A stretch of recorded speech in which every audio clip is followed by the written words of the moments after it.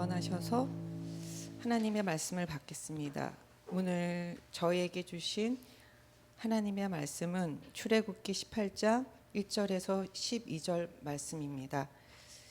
모세의 장인이며 미디안 제사장인 이드로가 하나님이 모세에게 와 자기 백성 이스라엘에게 하신 일 곧 여호와께서 이스라엘을 애굽에서 인도하여 내신 모든 일을 들으니라. 모세의 장인 이드로가 모세가 돌려보냈던 그의 아내 십보라와 그의 두 아들을 데리고 왔으니 그 하나의 이름은 게르솜이라.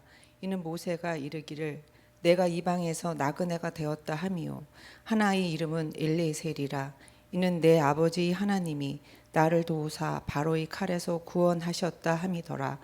모세의 장인 이도로가 모세의 아들들과 그의 아내와 더불어 광야에 들어와 모세에게 이르니 곧 모세가 하나님이 산에 진친 곳이라.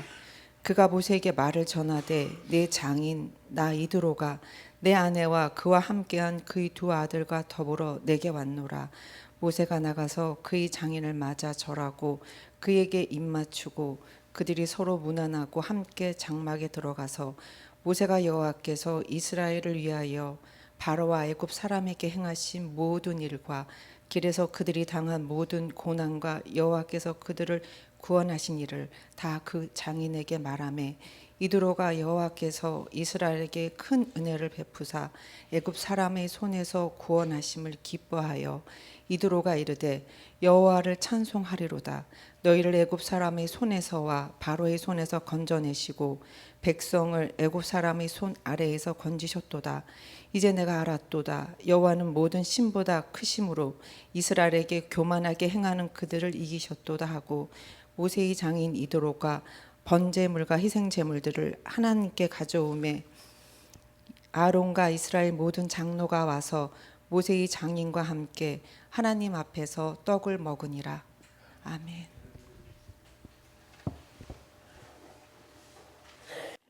구원이라는 단어, 이 구원이라는 단어는 참 많은 곳에서 다양한 의미로 사용하고 있습니다. 정치에서도 또 스포츠에서도 교육에서도 그리고 각종 분야에서 저마다 그 상황에 맞게 구원이라는 단어를 사용합니다. 그러나 구원의 개념을 정확하게 이해하고자 한다면 국어사전이 아니라 바로 오늘 우리의 성경을 읽어야 합니다. 일반적으로 사용하는 구원이라는 단어는 어려움에 빠진 누군가를 돕고 구한다라는 의미를 가지고 있습니다. 이에 반해서 오늘 우리 성경이 말씀하시는 구원은 어떠한 의미를 가지고 있는 것이 아닙니다. 성경이 언급하는 구원은 건져주심과 옮겨주심 그 자체입니다. 무엇에서 건져주시고 어디로 옮겨주셨다라는 것이겠습니까? 죄로 인한 사망에서 건져주시고 영원한 생명으로 옮겨주셨습니다. 따라서 구원은 단순히 어떠한 어려움에서 도움을 받고 구조될 수 있기를 지향하는 것이 아니라 실제로 건져냈고 옮겨주신 사건 그 자체에 있습니다. 그렇기 때문에 우리에게 구원이란 늘 간절히 바라고 기다려야 하는 희망사항이 아닙니다. 이미 실현되었기에 이것을 누릴 수 있는 것입니다. 구원의 의미만 헤아려 보며 살아가는 그러한 삶과 구원하심 그 자체를 누리며 살아가는 인생은 다를 수밖에 없는 것입니다. 전자는 구원의 손길만을 기다리면서 늘 구원 속에, 고난 속에 허덕일 수밖에 없는 것입니다. 세상은 고난의 연속이라 한 곱이 넘어가면 또 한 곱이가 찾아오는 듯 하기에 그 삶은 날마다 고난 속에서 구원받기만을 기다리는 듯 합니다. 그래서 그 신앙에 열심은 있습니다. 그런데 이상하게 자유함이 없는 듯 합니다. 주의 영이 계시는 곳에서의 자유함보다는 율법적으로 얽매인 듯한 그러한 신앙의 모습이라는 거예요. 하지만 구원을 누리며 살아갈 줄 안다면 이야기가 다릅니다. 구원을 누리며 살아가는 인생이라 해서 살아가는 동안에 고난이 없다라는 말은 아닙니다. 다만 하나님의 선하심을 맛보아 알아야 하나님을 찾고 하나님께 피할 수 있듯이 구원의 기쁨과 감격을 아는 사람이 고난 중에서도 구원을 누리며 살아갈 수 있다라는 이야기입니다. 시편 34편 8절엔 이렇게 기록되어 있습니다. 너희는 여호와의 선하심을 맛보아 알지어다. 그에게 피하는 자는 복이 있도다. 그렇다면 구원을 누린다라는 말은 무슨 뜻이겠습니까? 여기에 대답을 하기 전에 제가 먼저 몇 가지 질문을 드리겠습니다. 여러분, 구원은 누구에게 있습니까? 구원은 과연 누구에게 있는 것입니까? 이 부분에 대해서 우리 성경 시편 3편 8절을 보면 이렇게 기록되어 있습니다. 구원은 여호와께 있사오니 주의 복을 주의 백성에게 내리소서. 구원은 오직 여호와께 있습니다. 그렇다면 구원은 누구에게로부터 나오는 것입니까? 시편 37편 39절을 보면 이렇게 기록되어 있습니다. 의인들의 구원은 여호와로부터 오나니 그는 환난 때에 그들의 요새시로다. 구원은 여호와께로부터 나오는 것입니다.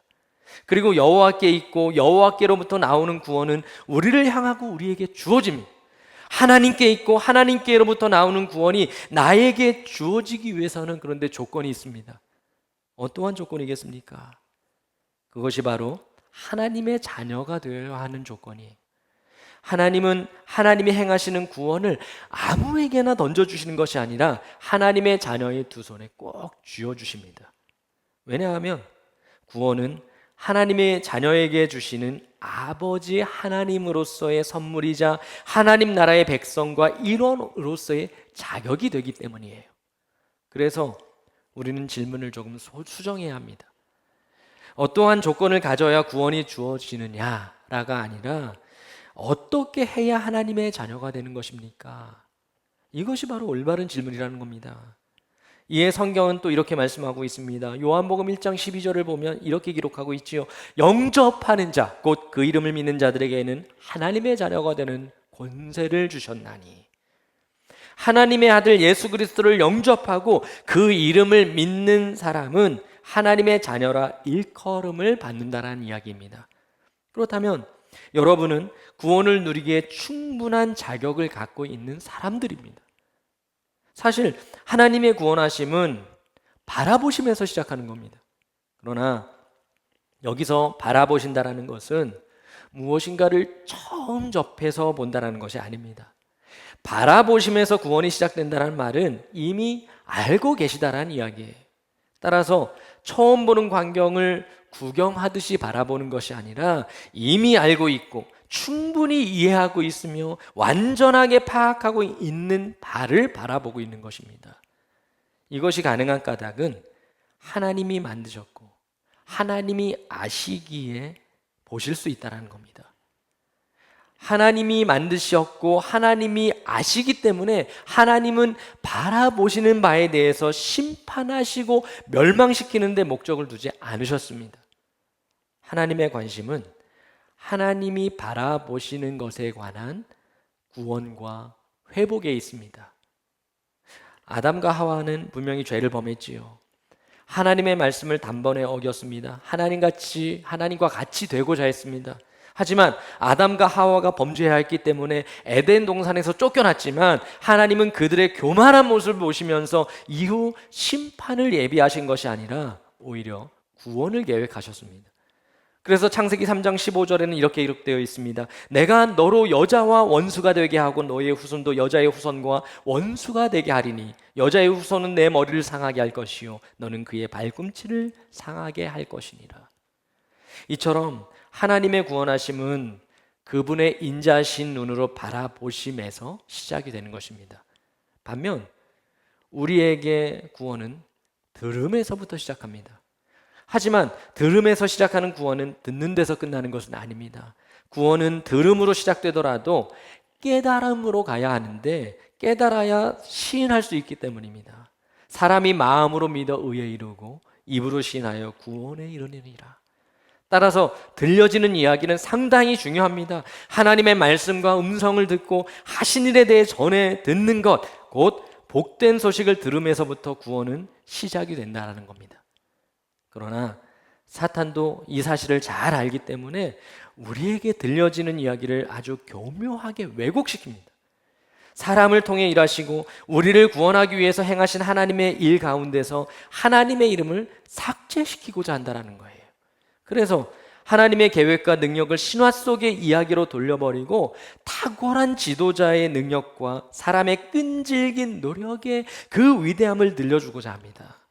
또한 하나님의 이적과 기사를 듣는 대신에 사람이 결코 등한시할 수 없는 인본주의와 과학적 설명으로 대신 하고자 합니다. 가령 1866년 고종 3년 때입니다.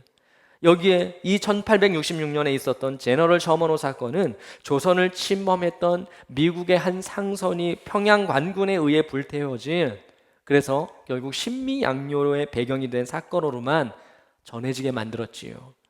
하지만 그 배에는 하나님의 말씀이 적힌 성경을 들고 왔던 20대의 젊은 선교사 로버트 토마스가 함께 타고 있었다는 겁니다. 배가 불에 타고 조선 관군의 칼에 죽는 그 순간에 토마스 선교사는 자신의 품에서 성경을 꺼내서 전해주었습니다. 그 후 토마스 선교사가 전해준 한문으로 된 그 성경을 통해서 토마스를 죽였던 그 관군은 회심하게 되었습니다. 그리고 더 나아가서 평양 대부흥운동의 중심지인 장대현 교회의 전신인 널다리골 교회를 형성하게 되었습니다. 그러나 이러한 일들은 비단 기독교에만 국한된 것은 아닙니다. 일제강점기 속에서도 조선에 왔던 많은 선교사들은 이 땅에서 일어나는 일들, 특히 하나님이 하시는 일들에 대해 각국에 선교 보고를 했습니다. 그리고 그러한 소식은 여러 나라들이 일제의 그 악한 만행을 알게 되고 조선을 구원하시려는 하나님의 뜻을 깨닫게 되는 것입니다. 오늘 성경 본문에서도 모세의 장인 이드로는 모세와 이스라엘에 대한 소식을 들었습니다. 그러나 이드로가 들었던 소식은 단순히 이스라엘 자손들이 애굽에서 인도하여 내신 모든 일에 애굽에서 나왔다라는 그 사실에만 초점이 맞추어진 것은 아닙니다. 하나님께서 자기 백성을 위해서 하신 일, 곧 이스라엘 백성들을 애굽에서 인도해 내신 모든 그 일에 관해서 들은 거예요. 한마디로 이드로가 들은 소식은 애굽의 억압 속에서 벗어나게 된 이스라엘 자손들과 그들의 지도자인 모세에 대한 것이 아니라 그들을 이끌어내신 하나님의 구원에 관한 이야기였다는 겁니다. 그렇기 때문에 이드로는 모세가 돌려보내었던 모세의 아내 십보라와 모세의 아들들을 데리고 광야로 모세를 찾아왔던 겁니다. 구원의 소식을 듣고 모세를 찾아온 이드로는 모세에게 그동안 있었던 일들을 자세히 들었습니다. 모세가 여호와께서 이스라엘을 위하여 바로의 애굽 사람에게 행하신 모든 일과 길에서 그들에 당한 모든 고난과 여호와께서 그들을 구원하신 일을 다 장인에게 고하매, 모세는 이드로에게 지금까지 있었던 일들에 대해서 간증을 하고 있는 중입니다. 그런데 그의 이야기, 곧 모세의 간증에서도 모든 초점은 하나님이 하신 일, 구원하신 은혜에 관한 것이었습니다. 그러자 이드로는 하나님을 찬송하며 이렇게 고백합니다. 가로되 여호와를 찬송하리로다. 너희를 애굽 사람의 손에서와 바로의 손에서 건져내시고 백성을 애굽 사람의 손 밑에서 건지셨도다. 이제 내가 알았도다. 여호와는 모든 신보다 크심으로 이스라엘에게 교만히 행하는 그들을 이기셨도다. 이제 내가 알았도다. 구원의 시작을 알리며 이드로에게 들려졌던 이야기는 이제 모세의 이야기를 통해서 깨달음으로 다가왔다는 겁니다. 그러기에 그에게 구원은 들어서 알고 있는 차원이 아니라 깨달음으로 하나님을 찬양하며 하나님께 감사의 제사를 드릴 수 있도록 한 것입니다. 이미 아시다시피 우리 교회는 아프리카 케냐에서 단기 선교 중입니다. 교회가 개척되고 첫 번째로 조직된 선교팀이라는 의의도 있습니다만, 그래서 과연 하나님은 우리에게 이번 선교의 시간을 통해서 무엇을 하기를 바라시는 것인가? 우리는 이 생각을 하지 않을 수가 없습니다. 우리가 그곳에서 해야 하는 일들을 알고 있을지라도 하나님이 우리를 통해 그곳에서 이루실 일을 우리는 알지 못하며 다만 신뢰하며 기대할 뿐입니다. 우리는 아프리카 케냐의 생가니 지역에 있는 파모자 고아원의 사역을 통해서 많은 사람들을 만나게 될 것입니다. 준비하고 계획한 방식으로든 아니면 전혀 예상하지 못했던 일로든 우리는 케냐에서 복음을 전하고 하나님의 사랑을 나누며 함께 은혜를 누리고 있을 것입니다. 솔직히 이야기해서 우리는 그 속에서 구원이 무엇인지를 소개하고 가르치는 것이 아닙니다. 이미 선교사님이 지난 십수년간 사역하면서 그들에게 복음을 증거하지 않으셨습니까? 물론 그러한 중에서 영접이 필요한 영혼을 만나게 된다면 하나님의 자녀가 될 수 있도록 해야겠지만 우리는 이미 구원받은 하나님의 자녀들에게 구원을 누리며 살아갈 수 있도록 전하고 가르치는 것이 어쩌면 이번 선교를 통해 우리가 힘써야 하는 그러한 일이란 것입니다. 무엇으로 가르치고 그리하겠습니까? 구원이란 무엇인가? 여기에 대해서 아주 기가 막힌 그러한 명강의를 기대하십니까? 모세는 이드로에게 하나님이 하시는 일과 하나님이 하실 일들을 체계적으로 설명해 준 것이 아니라 하나님이 행하신 일들에 대해서 그대로 이야기했습니다. 구원의 하나님을 기대하며 이야기한 것이 아니라 구원하신 하나님을 증거했다라는 거예요. 그때 모세의 이야기를 들은 이드로는 하나님을 찬양하며 고백합니다. 이제 내가 알았도다. 우리가 들어서 안다고 여기는 하나님, 많이 배워서 우리의 지식으로 가득한 하나님이 아닙니다. 내 삶 속에 늘 동행하신 하나님, 나를 부르시고 이 먼 곳까지 오게 하신 하나님이 과연 어떤 분이신지를 전해야 하지 않겠습니까? 그러기 위해서는 먼저 교만 속에서 빠져나와야 합니다. 우리가 이처럼 먼 아프리카 땅으로 단기 선교를 다녀오는 이유는 나보다 못하다라고 여기는 누군가를 돕고 선교사님의 사역에 보탬이 되기 위해서가 아닙니다. 누가 누구보다 낫다라고 어떻게 이야기를 할 수 있으며 그 짧은 시간 동안 얼마나 보탬이 될 수 있다는 말이겠습니까? 환상에서 깨어나야 합니다. 구원을 기대하는 사람이 전하는 이야기와 구원받은 자로서 전하는 이야기는 전혀 다르다는 겁니다. 복음은 구원하실 것을 기대하며 나누는 희망사항이 아닙니다. 이미 구원하신 주님의 사랑에 대한 증거입니다. 분명 하나님은 단기 선교의 시간을 통해 그 땅에서 예비하신 은혜를 받게 하시고 우리의 신앙과 인생에 도움을 얻도록 하실 것입니다.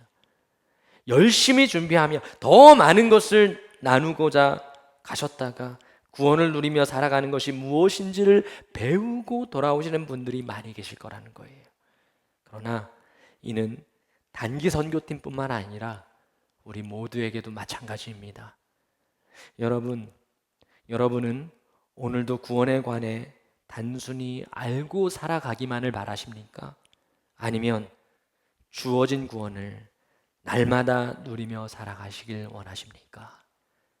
기도하겠습니다. 존귀하신 하나님, 오늘도 우리를 주님은 구원하신 분이심을 믿으며 고백합니다. 우리에게 소망 주실 분이 아니라 우리에게 이미 소망이 되신 분이심을 고백합니다. 우리를 살리실 분이 아니라 이미 우리를 살리신 분이심을 고백합니다. 주님, 우리가 살아가는 삶 속에 어쩌면 우리는 날마다 주님을 향한 기대만을 가지고 살아가는지도 모릅니다. 그러나 주님은 이미 우리에게 이 모든 일을 이루셨습니다. 또한 은혜를 주실 뿐이 아니라 이미 은혜를 주셨음을 믿으며 그 은혜를 누리며 살아갈 줄 아는 주의 자녀들 될 수 있도록 인도하여 주시옵소서. 그리하여 우리가 사는 그 모든 삶 속에서 구원의 그 기쁨과 감격을 온전히 전하는 온전한 복음의 증거자들 될 수 있도록 인도하여 주시옵소서. 감사드리며 예수님의 이름으로 기도드립니다. 아멘.